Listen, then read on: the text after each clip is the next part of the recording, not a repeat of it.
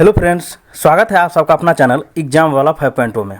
आज हम लोग संडे स्पेशल रिवीजन सीरीज में 17 अप्रैल से 22 अप्रैल 2023 के महत्वपूर्ण करंट अफेयर क्वेश्चंस को रिवीजन करेंगे, जो कि एग्जाम के दृष्टिकोण से महत्वपूर्ण है। तो चलिए इस सेशन को आगे बढ़ाते हैं और यहाँ पहला क्वेश्चन है,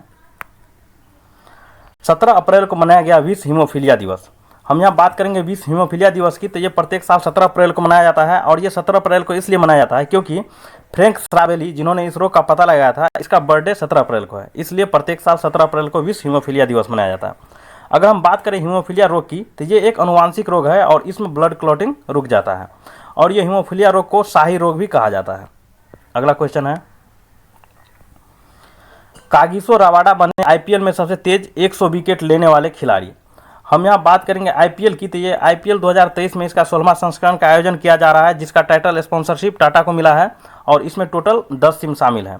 और हाल ही में कागिसो रबाडा, जो कि एक साउथ अफ्रीकन प्लेयर है, इसे सबसे तेज 100 विकेट लेने का रिकॉर्ड बनाया है और ये किंग्स 11 पंजाब के साइड से खेल रहे हैं। अगला क्वेश्चन है, हाल ही में पुस्तक the great bank robbery, NPS scams and the future of regulation का विमोचन किया गया। हम यहाँ बात करेंगे द ग्रेट बैंक रॉबरी पुस्तक की। तो इसके लेखक है पी पीटादीराम, जो कि एक सीए है, चार्टर अकाउंटेंट है और इसके द्वारा इस बुक में 1947 के बाद से 11 बैंक घोटालों पर चर्चा किया गया है। अगला क्वेश्चन है, हाल ही में एक्ट्रेस उत्तरा बावकर का निधन हुआ। हम यहाँ बात करेंगे उत्तरा बावकर की। तो ये एक एक्ट्रेस थी और इन्हें नेशनल फिल्म अवार्ड भी प्रदान किया जा चुका है और ये प्रदान किया गया था एक दिन अचानक फिल्म के लिए। अगला क्वेश्चन है, वित्त वर्ष 2022-23 में भारत का सबसे बड़ा व्यापारिक भागीदार देश बना यूएसए।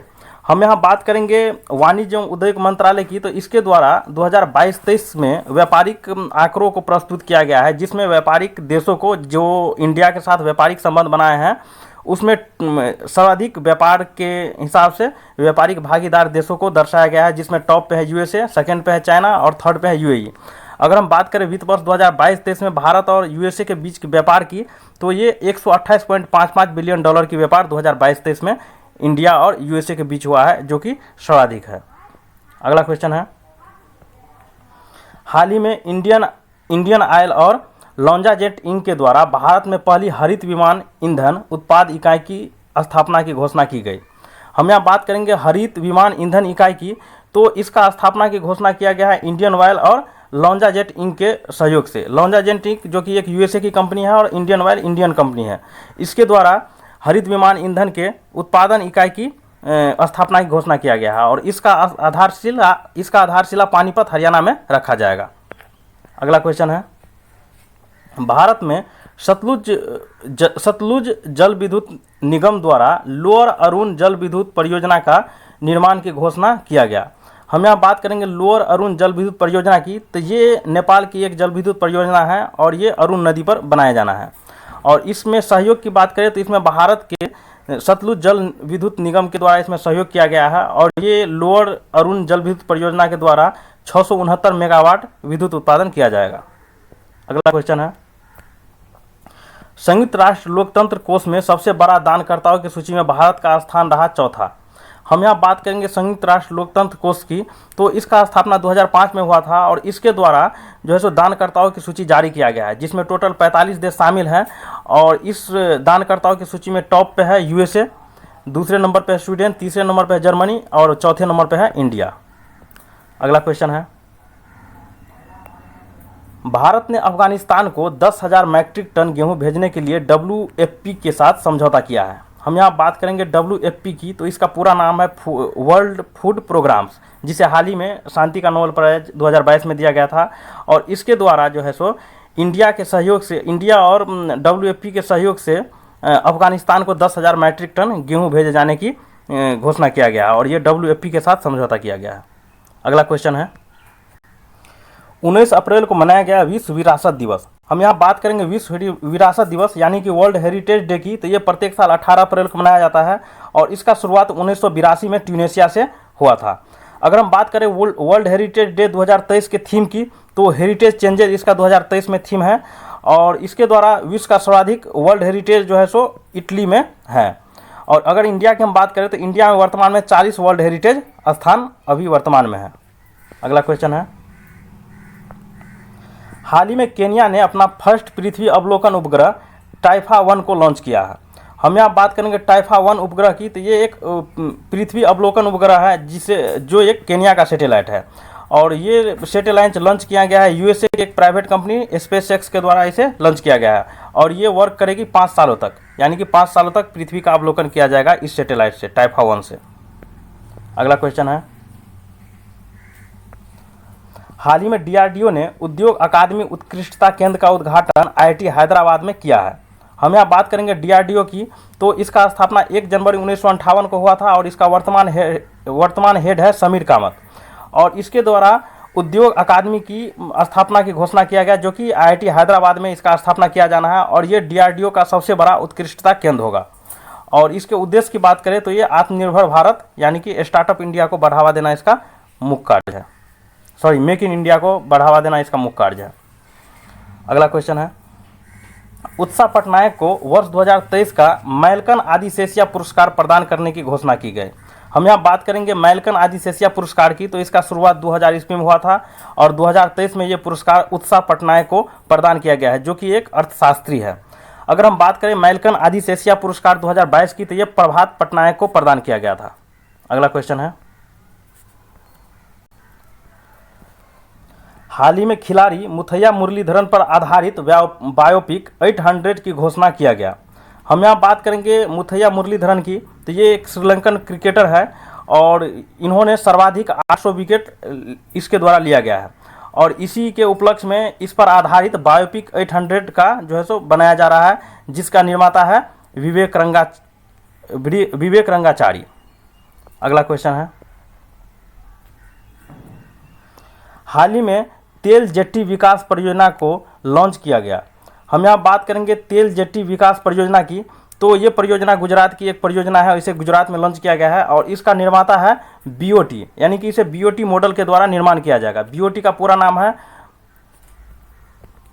ये बिल्ड ऑपरेट ट्रांसफर मॉडल, यानी कि जैसे कोई एनएच जो बनता है जिसमें जो है सो बीओटी मॉडल का पूरा नाम हुआ बिल्ड ऑपरेट ट्रांसफ़र, जिसमें पहले बनाया जाएगा, फिर इसे ऑपरेट किया जाएगा, और फिर इसे ट्रांसफ़र कर दिया जाएगा। जैसे कि पहले इसे बनाया जाएगा, उसमें जो लागत आएगा इसे ऑपरेट मतलब चला करके उसे वसूला जाएगा, और फिर इसे गवर्नमेंट के हाथों में ट्रांसफ़र कर दिया जाएगा। ये हुआ बीओटी मॉडल। और हाल ही में तेल जेट्टी विकास परियोजना जो कि गुजरात की है, इसे बीओटी मॉडल पर बनाया जा रहा है। अगला क्वेश्चन है, हाल ही में भारतीय उद्योग परिसंघ CII द्वारा डिजिटल हेल्थ समिट 2023 का आयोजन किया गया। हम यहाँ बात करेंगे डिजिटल हेल्थ समिट 2023 की, तो इसका आयोजन CII द्वारा किया गया, और इसे गोवा में इसका आयोजन किया गया है। अगर इसके सहयोग की बात करें तो इसमें स्वास्थ्य मंत्रालय द्वारा इसमें सहयोग किया गया है, और ये वर्ल्ड हेल्थ समिट 2023 की बात करें तो ये गोवा में आयोजन किया जा रहा है। अगला क्वेश्चन है, हाल ही में न्यू दिल्ली में युवा पोर्टल का शुभारंभ किया गया। हम यहाँ बात करेंगे युवा पोर्टल की, तो इसका शुभारंभ साइंस एंड टेक्नोलॉजी मंत्री डॉक्टर जितेंद्र सिंह द्वारा किया गया न्यू दिल्ली में, और इसे युवा उद्यमियों के लिए स्टार्ट किया गया है। अगला क्वेश्चन है, हाल ही में बिहार में आयोजित किया गया थावे महोत्सव। हम यहाँ बात करेंगे थावे महोत्सव की, तो इसका आयोजन गोपालगंज जो कि बिहार में किया गया, और इसके उद्घाटन समारोह में डिप्टी सीएम तेजस्वी यादव द्वारा इसका उद्घाटन किया गया, और इसका मुख्य उद्देश्य है, यानी कि थावे महोत्सव का मुख्य उद्देश्य है पर्यटन को बढ़ावा देना, और ये थावे महोत्सव बिहार गोपालगंज से संबंधित है। अगला क्वेश्चन है, डिजिटल क्रिकेटर्स आल्मनाइक ने 2023 में इस क्वेश्चन को फिर से देखेंगे। विजडन क्रिकेटर्स आल्मनाइक ने 2023 संस्करण में क्रिकेटर ऑफ द ईयर में नामित होने वाली प्रथम भारतीय महिला क्रिकेटर बनी हरमनप्रीत कौर। ये हरमनप्रीत कौर जो कि हाल ही में विजडन क्रिकेटर्स आल्मनाइक के 2023 संस्करण में क्रिकेटर ऑफ द ईयर में नामित होने वाली पहली महिला क्रिकेटर है। अगला क्वेश्चन है, हाल ही में शुरू किया गया महर्षि पहल। हम यहाँ बात करेंगे महर्षि पहल की, तो इसका संबंध है मोटे अनाज से, और 2023 में मोटे अनाज के वर्ष के नाम 2023 को मोटे अनाज के वर्ष के रूप में ही मनाया जा रहा है, और इसे स्टार्ट किया गया है, यानी कि महर्षि पहल को स्टार्ट किया गया है वाराणसी उत्तर प्रदेश के द्वारा। अगला क्वेश्चन है, वर्ल्ड लाइन की भारत डिजिटल भुगतान वार्षिक रिपोर्ट 2022 में के अनुसार सबसे पसंदीदा भुगतान ऐप बना फ़ोनपे। हम यहाँ बात करेंगे वर्ल्ड लाइन की, तो वर्ल्ड लाइन्स के द्वारा हाल ही में भारतीय डिजिटल भुगतान का वार्षिक रिपोर्ट 2022 प्रकाशित किया गया है, जिसमें सर्वाधिक लोकप्रिय ऐप यानी कि सर्वाधिक पेमेंट के लिए उपयोग किए जाने वाले ऐप्स की बात करें तो इसमें टॉप पे है फ़ोनपे, सेकेंड पे है गूगल पे और थर्ड पे है पेटीएम। वही अगर हम राज्यों की बात करें तो इसमें टॉप पे है केरल और सेकेंड पे है महाराष्ट्र। अगला क्वेश्चन है,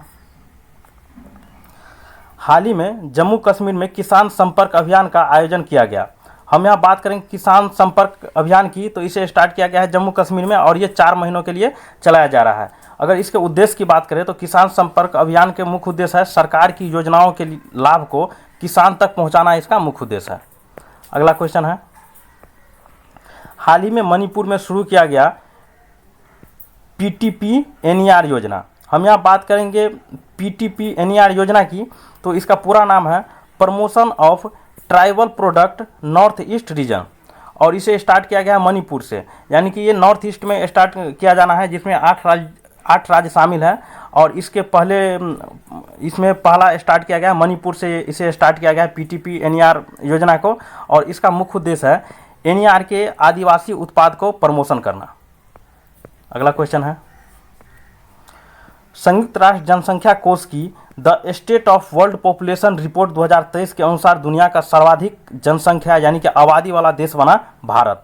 हम यहाँ बात करेंगे संयुक्त राष्ट्र जनसंख्या कोष की, तो इसके द्वारा एक रिपोर्ट जारी किया गया है और वह रिपोर्ट है the state of world population report 2023 और इसके द्वारा सर्वाधिक जनसंख्या यानी कि सर्वाधिक आबादी वाले देश में टॉप पे रहा है इंडिया, यानी कि इससे पहले चाइना थी, बट अब जनसंख्या के मामले में या आबादी के मामले में फर्स्ट रैंक पे इंडिया। अगर इसके वर्तमान जनसंख्या की बात करें तो यहाँ पर टोटल जनसंख्या है 142.86 करोड़।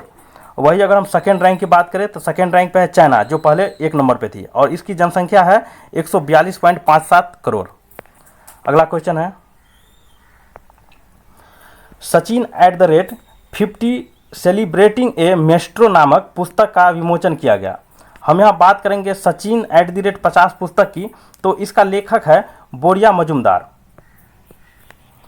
और ये पुस्तक सचिन के 50 वर्ष के संघर्ष पर आधारित ये पुस्तक है। और हम बात करेंगे बोरिया मजुमदार की एक और महत्वपूर्ण पुस्तक जो कि सचिन के लाइफ पे है, प्लेइंग इट माई वे। ये भी पुस्तक बोरिया मजुमदार के द्वारा ही लिखा गया है। अगला क्वेश्चन है, 19 अप्रैल को मनाया गया विश्व लीवर दिवस।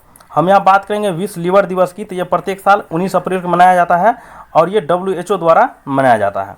अगर हम बात करें 2023 में विश्व लीवर डे के थीम की, तो 2023 में विश्व लीवर दिवस की थीम है सतर्क रहे, नियमित लीवर चेकअप करें। अगला क्वेश्चन है, हाल ही में केरल सरकार के द्वारा शुरू किया गया एक पंचायत में एक खेल का मैदान योजना। हम यहाँ बात करें एक पंचायत में एक खेल का मैदान योजना की, तो इसे स्टार्ट किया गया है केरल के CM पिनाराई विजयन जी के द्वारा और इसके तहत 1 करोड़ रुपए की राशि प्रत्येक मैदान को प्रदान किया जाएगा विकास एवं विकास कार्यों के लिए और इसे स्टार्ट किया गया है केरल के तिरुवनंतपुरम से। अगला क्वेश्चन है, 22 अप्रैल को मनाया गया अंतर्राष्ट्रीय पृथ्वी दिवस। हम यहाँ अंतर्राष्ट्रीय पृथ्वी दिवस की बात करते हैं, प्रत्येक साल 22 अप्रैल को मनाया जाता है और 2023 में अंतर्राष्ट्रीय पृथ्वी दिवस का थीम है इन्वेस्ट इन आवर प्लानेट। अगला क्वेश्चन है, हाल ही में चुनाव आयोग ने पहली बार वोट फ्रॉम होम की सुविधा प्रारंभ की। हम यहाँ बात करेंगे वोट फ्रॉम होम की, तो ये चुनाव आयोग के द्वारा स्टार्ट किया जाने वाला एक सुविधा है और इसे स्टार्ट किया गया कर्नाटक से, क्योंकि हाल ही में कर्नाटक में इलेक्शन होनी है और ये सुविधा का लाभ वही आदमी उठा पाएंगे जिसका एज 80 से ज़्यादा हो और जो दिव्यांगत हो यानी कि विकलांग हो।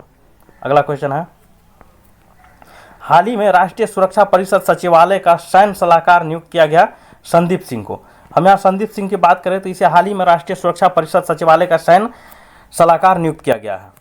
अगला क्वेश्चन है, PM फसल बीमा योजना के सर्वश्रेष्ठ क्रियान्वयन के लिए राष्ट्रीय पुरस्कार प्रदान किया गया। हम यहाँ बात करेंगे PM फसल बीमा योजना की, तो इसे शॉर्ट में PMFBY भी कहा जाता है और इसे स्टार्ट किया गया था 2016 में। अगर इसके उद्देश्य की बात करें तो पीएम फसल बीमा योजना का मुख्य उद्देश्य है प्राकृतिक आपदाओं से फसल नष्ट हो जाने पर किसानों को बीमा उपलब्ध कराना, यानी कि किसानों को उस फसल के लिए बीमा उपलब्ध कराना। और इस फसल बीमा योजना का सर्वश्रेष्ठ क्रियान्वयन के लिए राष्ट्रीय पुरस्कार प्रदान किया गया है और यह प्रदान किया गया है कर्नाटक राज्य को। अगला क्वेश्चन है, मनरेगा MIS रिपोर्ट के अनुसार सर्वाधिक श्रम दिवस उत्पन्न करने वाला राज्य बना राजस्थान। हम यहाँ बात करेंगे नरेगा की। तो नरेगा का स्थापना 2005 के एक्ट से 2 फरवरी 2006 को इसे लागू किया गया और इसी को अपग्रेड करके 2 अक्टूबर 2009 को मनरेगा नाम किया गया। और इसके द्वारा MIS रिपोर्ट जो है सो हाल ही में प्रकाशित किया गया, जिसमें सर्वाधिक श्रम दिवस उत्पन्न करने वाले राज्यों को रखा गया है। और इसमें टॉप पे है राजस्थान, सेकंड पे है तमिलनाडु और थर्ड पे है यूपी। और वही अगर हम बिहार की बात करें तो ये 5वें स्थान पे है। अगला क्वेश्चन है, एशियन इंफ्रास्ट्रक्चर इन्वेस्टमेंट बैंक यानी कि IIB का अपना पहला विदेशी कार्यालय स्थापित करने की घोषणा की गई। हम यहाँ बात करेंगे AIIB की। तो इसका स्थापना 2016 में हुआ था और इसका हेडक्वार्टर बीजिंग चीन में है। अगर इसकी योगदान की बात करें तो इसमें योगदान सर्वाधिक चीन का है 26% और सेकंड योगदान है जो कि सर्वाधिक सेकंड में है इंडिया का 7.5%। और इसके द्वारा हाल ही में पहला विदेश कार्यालय खोला गया है, विदेशी कार्यालय, जो कि अबू धाबी UAE में खोला जा रहा है। अगला क्वेश्चन है, हाल ही में युद्ध अभ्यास डेनियो चॉस 23 एक्सरसाइज का आयोजन की घोषणा किया गया। हम यहाँ बात करेंगे डेनियो चॉस 23 एक्सरसाइज की। तो ये एक एयरफोर्स का एक्सरसाइज है और इसका आयोजन ग्रीस में किया जा रहा है और इसमें इंडिया के तरफ से 2 विमान भाग ले रहे हैं। पहला Su-30 MKT और दूसरा है C-17 विमान। इन दोनों के द्वारा इनियो चॉस 23 एक्सरसाइज में भाग लिया जा रहा है। अगला क्वेश्चन है, हाल ही में क्यूबा के राष्ट्रपति बने मिगुएल डियाज कैनेल। फिर से इस क्वेश्चन को हम देखेंगे। हाल ही में क्यूबा के राष्ट्रपति बने मिगुएल डियाज कैनेल। हम यहाँ बात करेंगे क्यूबा की। तो इसका राजधानी हवाना है और इसे हाल ही में क्यूबा ने अपना नए राष्ट्रपति की घोषणा किया गया है और ये नाम है मिगुएल डियाज कैनेल। अगला क्वेश्चन है, दीपिका मिश्रा बनी वीरता पुरस्कार पाने वाली फर्स्ट महिला वायुसेना अधिकारी। हम यहाँ बात करेंगे दीपिका मिश्रा की। तो ये एक विंग कमांडर है और इसे हाल ही में वीरता पुरस्कार प्रदान किया गया है क्योंकि MP में बाढ़ राहत अभियान के दौरान असाधारण साहस के लिए इसे ये पुरस्कार प्रदान किया गया है। और ये संडे स्पेशल रिवीजन सीरीज का अंतिम क्वेश्चन था। ये वीडियो आप लोगों को कैसा लगा कमेंट करके जरूर बताइएगा और ऐसा ही रिवीजन सीरीज प्रत्येक संडे को आप लोगों को इस चैनल पर मिलेगा। Thank you for watching.